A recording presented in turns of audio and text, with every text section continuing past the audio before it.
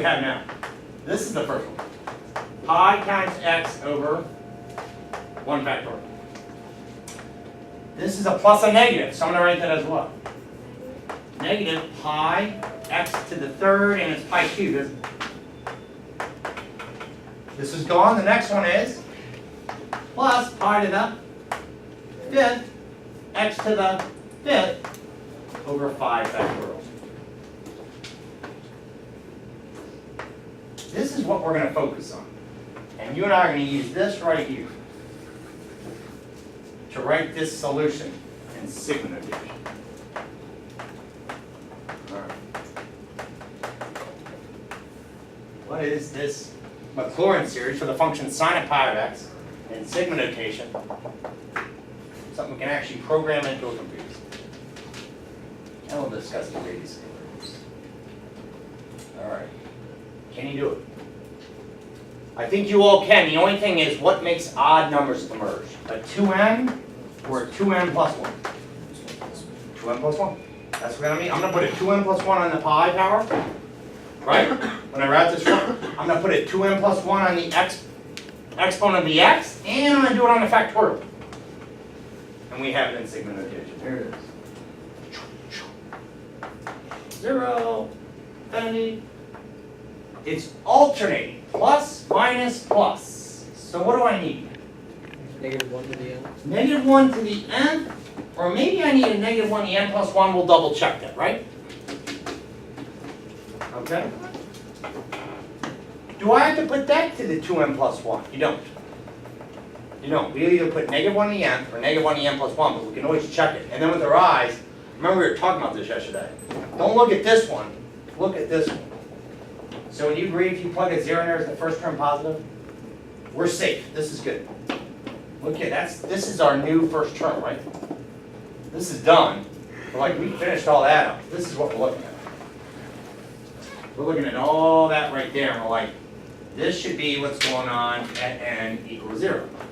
This is what's going to happen at n equal 1. You go, what about all that?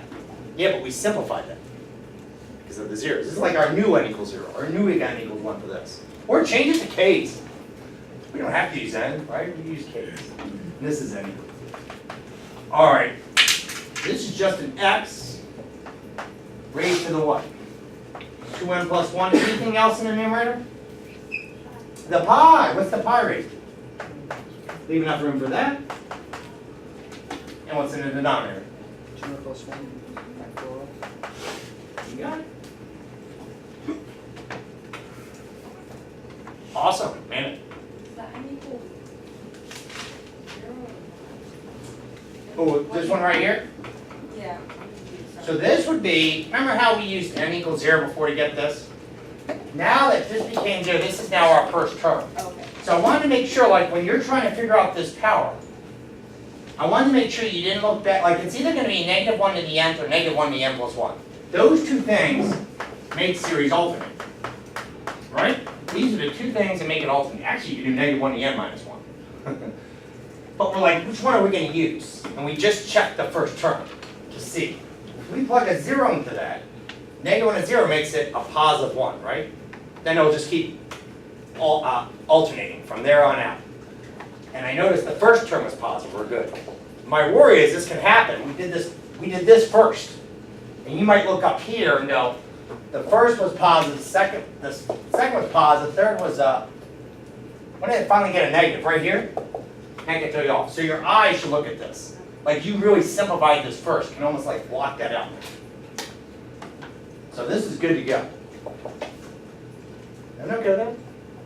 Now, something else I want to discuss. Great job with that. Hey, we won't find the radius convergence on this. I know we did that yesterday. You would notice it's similar to the sine problem. You get the radius equal to infinity. But was there another way to do this problem? And there is. If you knew these ones in the table here, the important Maclaurin series in the table, we could have used what was here to give us that. So can we do that as well? I just want to make sure everyone has this copy. And what I'll do is now, wipe everything out. I'll use the same problem, but I'll be like, what if I already knew the Maclaurin series? And you'll have less work, but we'll get the same answer. But I don't know, maybe you prefer to do it this way. You'll notice eventually in a textbook, they go, find a Taylor's, they'll say find a Maclaurin series using any method. They're saying you can do this, or if you knew the important Maclaurin series, then you could use the one in the table. Okay? Sound okay with this? Yeah? Sorry, I'll wait this up. See that? Let's see if we get the same thing. And let's say, you know that? But you know, from the table, we call it table 1 in section 1110, that sine of x is equal to, and I'm writing it out from the table, -1 at the end. 2n plus 1 factorial in the denominator. And then we have x to the 2n plus 1.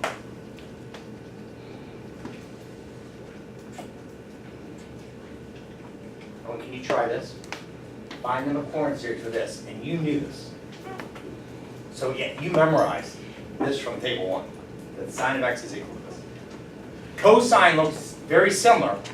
Does anybody know the difference between sine and cosine? That'll show me that people already know these. Do you know? It's not 2n plus 1, it's just 2n. A lot of people already know these. That's brilliant. That's cool. The difference between this and cosine, it just goes x at 2n and a 2n factorial there. But it also has a -1 here. Well, we're going to use this. So this is where we color code. We might color code like mentally. There's the x. There's the x. What do I have to put there? I am just going to rewrite the entire thing, but I'm going to replace that x with a pi x. Let's see, we should get the same precise answer, right? That I had previously, that I erased. It should be the same thing as what's right there. You can kind of see it. Let's see what we get. Okay, so I'm going to write this out. Here's my answer. Because I knew that from table 1. Equals 0 to infinity. A1 at the end. Let's now go into the 2n plus 1. The entire what? What am I substituting there? Pi x. And the bottom stays. Got it. But can we rewrite that again? That was it? But let's see, this should be the same thing we got before, is it? Well, it looks a little different. So how can I rewrite that? So it looks exactly like what we had before. Distribute. Yeah, I'm going to put pi to the 2n plus 1 times x to the 2n plus 1. So let me rewrite this. But that's just an advantage if you do know these, the sine, the cosine, e to the x. Pi to the 2n plus 1 times x to the 2n plus 1 all over 2n plus 1 factorial. Now you could have left it like this. But this is nice because you get that x by itself. It's the same thing, right?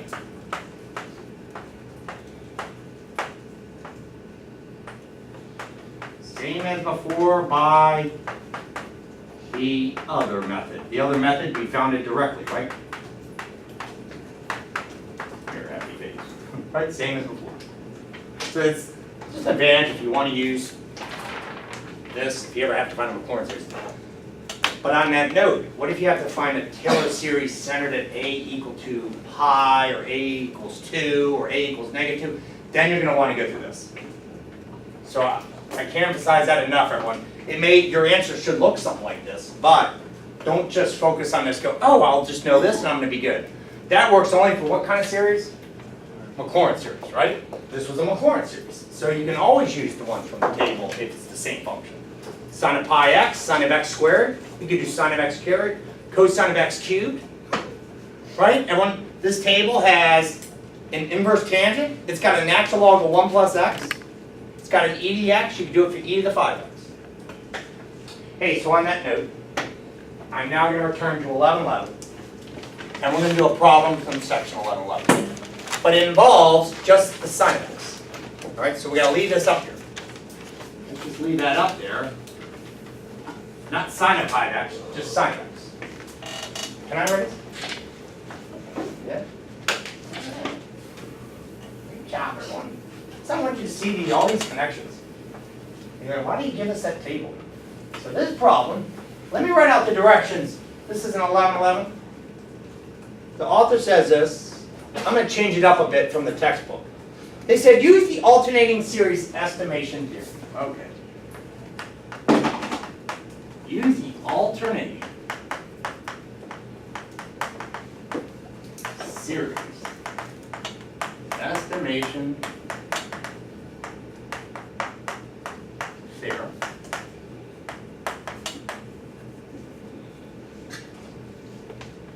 to estimate the range of values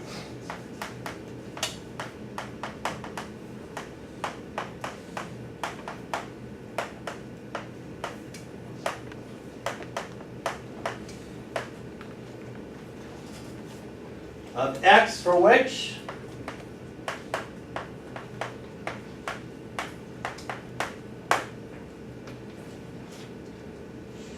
the given approximation is accurate. Given approximation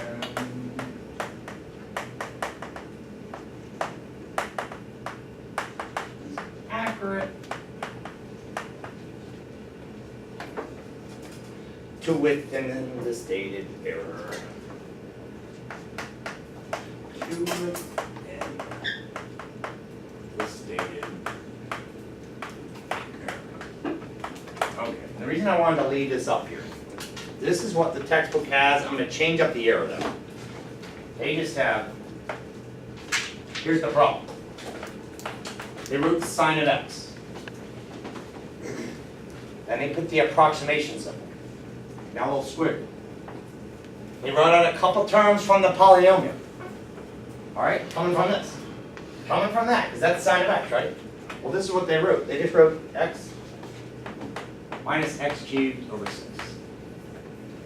Yep. And then here's the error they gave. They said the error we have to obtain must be less than 0.01. Okay. So we're going to use the alternating series estimation theorem to estimate the range of values of x for which this given approximation, there's a Taylor polynomial, right? This given approximation, this polynomial is accurate to within that error. What values of x will be within that error? This is for all the programmers, right? Who are the programmers? Computer science, yeah. They get into this stuff. Because they're trying to figure out what values of x is this going to work for. Okay. Well, what the heck? This is the kind of problem, I don't want you to go over the weekend, stare at this problem. Oh, and by the way, I wrote down exactly number 27. I apologize. I'm going to change this. Just make here, let's make this 0.2. If you don't mind. We'll make that 0.02. The one in the book has 0.01. I don't want you to go over and stare at this. It's not, you could sit there for 20 minutes going, I don't even know what they want me to do. Right? So, we got to make sense of this. This is what's confusing. Like, what is this? These are just two of the terms that came out of the what? That Taylor series. And that's what I wanted you to see. You want to start writing out that Taylor? You'll see that this emerges. Like, plug in 0, what do you get? Let's just check it out. Check it out. Now, when here's the sine of x, right? Here's the Maclaurin series. We can use the Maclaurin series to get this thing going. What's going on at n equals 0? And n equals 1? And n equals 2? I'll let you write it out from that. So all I want you to do is plug in 0, 1, 2, 3, and let's look at these numbers. So we can make sense of what the heck is this. We're not connecting that, but we'll see it eventually. So would you plug in 0, what do you get? What's negative 1 to the 0? 1. What's x to the 0 plus 1? X. And what's 0 plus 1 factorial? 1. Okay, x over 1. Now plug in a 1. I'll put my plus, right? Now you plug in a 1, what's negative 1 to the first power? Negative 1. Ah, negative 1. X to the, plug in a 1 here. Cube. And plug in a 1 down there. 6. Yes, 2 times 1 plus 1 is 3 You got 3 factorial, but let's all do 3 factorial in our head. 3 times 2 times 1 is. Now we're making sense of this. They just wrote out the first 2 terms of this Maclaurin series. The sine of x. They just wrote out the first 2 terms. All right. So they're saying use these. Hey, let's do one more. We want to go to n equals 3 again. N equals 2. N1 squared is what? Positive. X to the fifth over, just be careful, what's 2 times, this gets big. 2 times 2 is 4, plus 1 is 5. I mean, you can go to math, PRB, and hit that factorial button, but I think you all can do it in your head. So I think I'm hearing it. What's 5 times 4 times 3 times 2 times 1, it's in the hundreds? 120. 120. 5 factorial is 120, right? You agree? Right, Katie? Isaac said 120. You know 120? Because that's 24. And then 5 times 24 is... And you can always use... They explode rapidly. After like 5, 6 factorial, they start getting in the thousands and stuff. 6 factorial is 720. Right? But you saw it. Can we do 70 factorial on the TI-84s? No, it's too big. 690, what was 69 factorial again, Dave? It was to the 98th power? Times 10 to the 98th power. So this is a 120. Okay. Well, let's just leave this up here. And when we got to go back and recall this alternating series estimation theorem. How did that work? To obtain this error, right? We're saying, for this is what they have. How could this, right here, notice they didn't put any more terms. So by the alternating series estimation theorem, didn't we always say that if it was like, you have the 9th term has the error, we only had to add up the first 8 terms? Or if it was the 12th term that got this, had the accuracy to the error that they wrote, we only had to add up the first, what, 11 terms? Or what if it was the 4th term? Was the first number that was less than this? Then we only add up the what? The first 3 terms. So for us to have this, and notice, then we have how many terms here? 2 terms.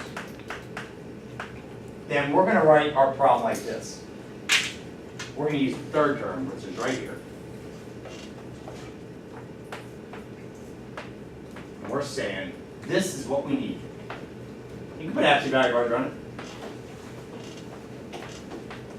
That's what we're solving. Look what I chose. I chose the next one. This is what we're saying. This is how that theorem works. To have this, which they gave to us, that would be these 2. Then we're saying then this one right here would have to be smaller than that. Y'all agree? This term right here would have to be smaller than what they're asking. And all we got to do mathematically is solve for what letter? X. So this problem isn't hard, it's just, it was bizarre when you read it. You go, I don't know what they're asking for. I don't know where to get started. They wrote out the first 2 terms. So we said, oh, let's just get the next term, send it to that, we're going to solve for x. So on the test, do we have to do we need the table memorized, or are you going to No. guess that? You wouldn't need a because you or someone else, remember we busted out before? You could bust that whole thing out in about 5 minutes. Does that make sense? Like you and I go, oh, okay, because I get students who are like, I'm not going to memorize that. I don't like memorizing. And so what they would do is, they would create this Maclaurin series to see that.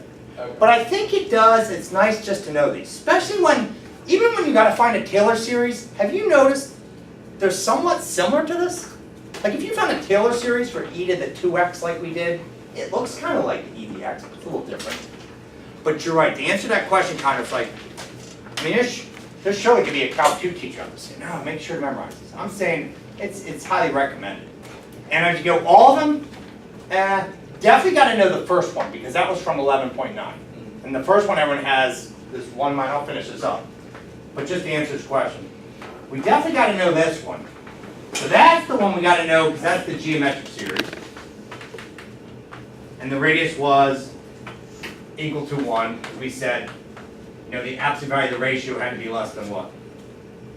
You know, less than 1, so the radius is just 1. But that's the one we need to know. The other ones, e to the x, sine of x, and cosine of x. I think it's good to know this. think it makes it easier to work so. Hey, before I move onward, the rest is going to be straight out easy algebra. I hope it'll be easy to you. Was this set? Was everyone understand why I chose this? I looked, they said, oh, they gave me these two? I'm going to get the next one in the mix and set it to this. So what I'm saying here, Jessica, let's say they put down like 4 of these. I would have kept writing it out and find the one that was right after it and set it less than that number. That's what I would do. So now all we got to solve for is what letter? X. All right, let's see. What do you want to do with that 120? I think it's a great idea. I'll keep the bars here. Let's point out 2 times 120. Give it a 2. Let's point out 2 times 120. All right. This is for all programmers, right? All right, let's see what we get. I get 2.4. But I don't want x to the 5th. I want the interval range of values of x. So what should I do to both sides of inequality? 5th root. Take the 5th root? How do you do that on a calculator? Have we talked about that? It's like math. Can I do this on a calculator? Caret, this is for anybody with a TI-83. They don't know where the 5th root button is. Can they write it to the 1/5 power? Could they do that? Yes. That's totally fine. You got TI-83, you're like, I'm going to raise 2.4 caret 1/5. Or TI-84. But is there a 5th root button, if anybody wanted to use it? Yeah, it's in the math menu. And you got to type the 5 before it. I thought I would just do that. Right, isn't that the 5th root? Isn't that the 5th root of this? And I want to keep the bars in here, don't I? I apologize, I didn't have those bars in. Let me keep the bars on there. I just took the 5th root of both sides of that inequality. Keep the bars right on there. What is that? Unless someone in here, let me know, be like, can you show me where that 5th root button is? The only way it works, you gotta hit a 5 and then hit the button. Unless you got the cool math print mode. I think it's easier with math print mode, you get to put a little 5 in there. Alright, and when I'm gonna type this into my calculator, what is 2.4? You could do the same thing with like Microsoft Excel like this. 2.4 raised to the 1 divided 5. That's 5th root. I get, oh gosh, 1.19, I'm going to write it all out. 1.19, 1, 3, 5, 7, 8, 9, 8. So how should I put my final answer? Well, that's really it. You remember what you do to get those absolute value bars out there? That's right. So if I'm going to be arrow less than new, I'm saying I can use x values between what? Between a 1.191357898, and what would be on this side? Negative 1.191357898.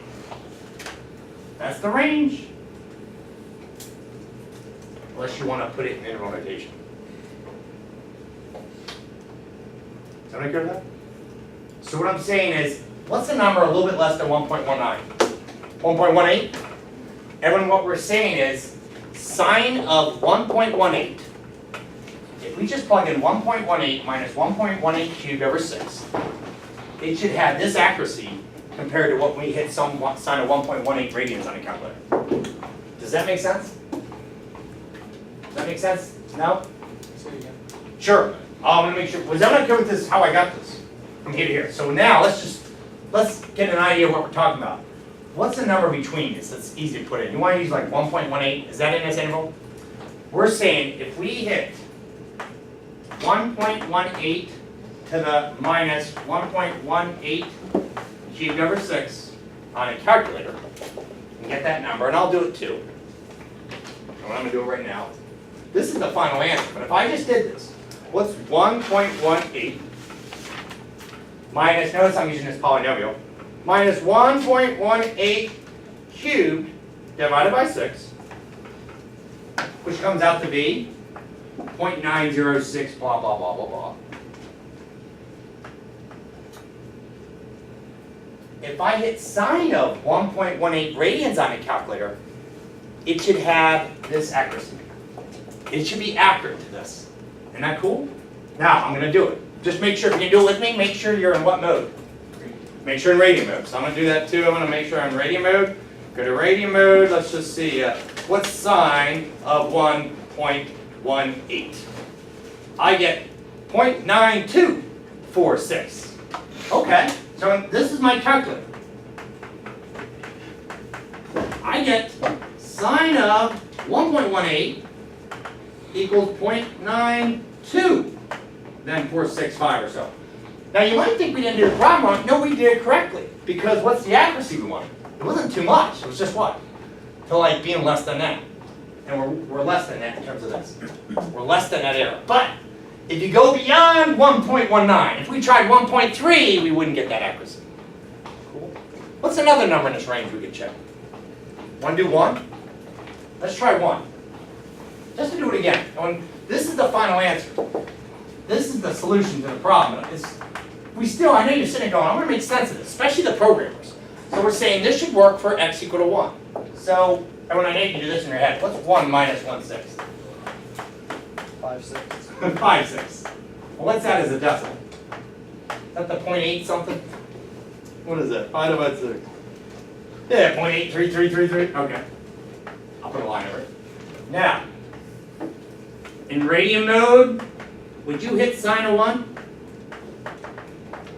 We should have at least that first 8. Yep.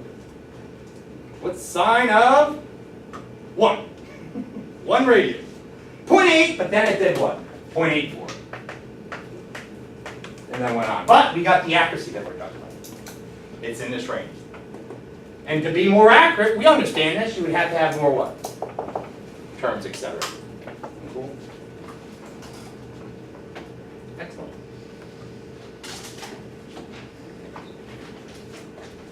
I'll erase this. Does that make sense to everyone? This is the one problem. I know when I do it in previous courses, a problem like this, it's not really just working this out. It's more the directions. They're like, I didn't know where to start. And they finally realized, oh, if I knew that these were the first 2 terms of the sine of x, then I would know to go use the third term. They just didn't recognize that polynomial. So when we're finding the range of values for x, you want us to keep all those decimals, so.